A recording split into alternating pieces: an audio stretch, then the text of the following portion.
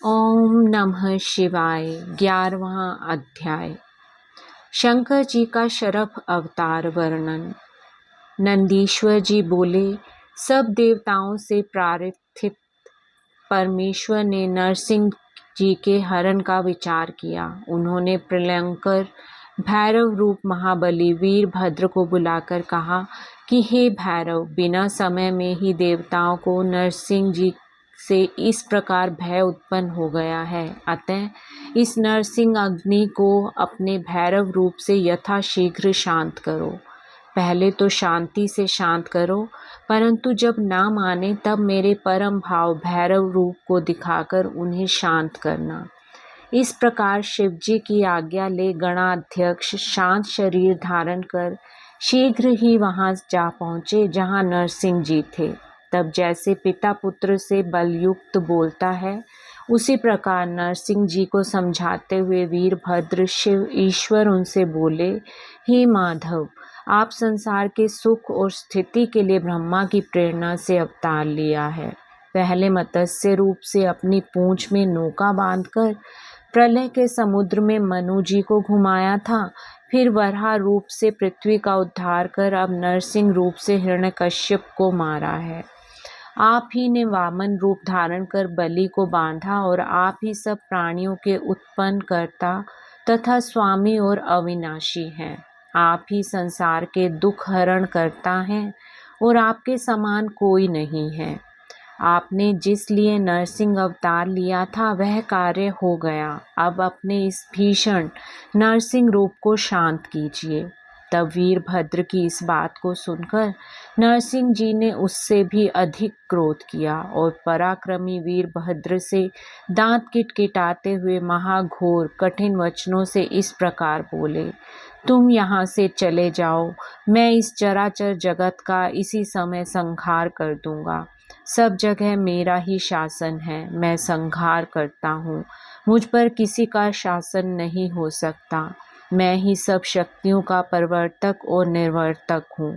मेरे ही अंश तथा शक्ति से ब्रह्मा और इंद्र आदि सब हुए हैं। सबका स्वामी मैं हूँ, यह मेरा परम तेज है। क्या तुम कुछ सुनना चाहते हो? हे गणेश्वर, पहले मेरे भाव को तो जानो। अब तुम मेरी शरण में आकर निर्द्वंद हो जाओ। मैं ही कालों का काल और मृत्यु का मृत्यु रूप हूँ। ये देवता मेरे ही प्रसाद से जी रहे हैं। तब विष्णु जी के इन अहंकार पूर्ण वचनों को सुनकर वीरभद्र को बड़ा क्रोध आया। उन्होंने अपने होंठ कपाते हुए विष्णु जी से कहा, क्या आप संसार के संहर्ता शिव जी को नहीं जानते?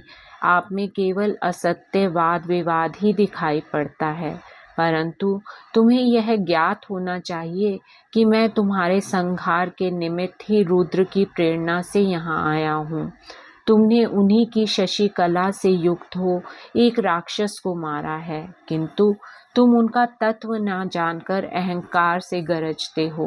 परंतु न तो तुम सृजन करता, न पोषण करता और न संहार करता ही हो। तुम केवल मूढ़ात्मा, पराधीन और स्वतंत्र हो। तुम केवल कुम्हार के चाक के समान महादेव की शक्ति से प्रेरित किए गए हो। हे हरि, तुम उन्हीं के अधीन हो, उनके बल से अवतार लेते हो। अब तक भी तुम्हारे कूर्म रूपधारी का जला हुआ कपाल शंकर जी की अस्थिमाला में विद्यमान है, जिसे कोई धारण नहीं कर सका। जब तारकासुर वध के समय तुम्हारी दाढ़ी को पीड़ा दी गई थी, क्या वह तुम भूल गए? दक्ष के यज्ञ में मैंने ही तुम्हारा सिर काटा था। अब भी तुम्हारे पुत्र का 5वां सिर काटा गया है और जो अब तक नहीं जमा है। तुम यह सब भूल गए? हे चक्रपाणी, सुदर्शन चक्र घुमाते हुए सर्वदा तुम्हारा प्रिय किसने किया है तथा प्रिय चक्र तुम्हें किसने दिया है? क्या यह सब तुम भूल गए?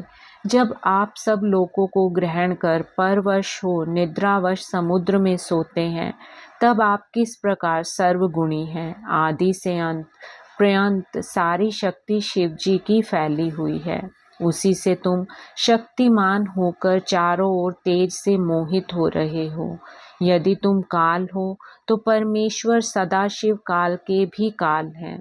वही जगत के शासन करता, स्थिर, अक्षर, वीर, विश्व के रक्षक, प्रभु और दुखों के नाश करता, भीम, पक्षी, हिरण्मय तथा शेष हैं, इसमें कुछ भी संदेह नहीं है। ऐसा विचार कर अपनी आत्मा को हरण करो। हे नरसिंह, यदि तुम अपनी आत्मा को अंतर्निहित न कर लोगे तो इसी समय मुझे भैरव रूपी क्रोध वाले स्थाणु शंकर का बड़ा वज्र मृत्यु के समान तुम पर पड़ेगा। ऐसा कहकर वीरभद्र जी ने नरसिंह जी का अभिप्राय जानने के लिए मौन हो गए। इति श्री शिव महापुराण तृतीय शतरुद्र संहिता का 11वां अध्याय समाप्त। ओम नमः शिवाय।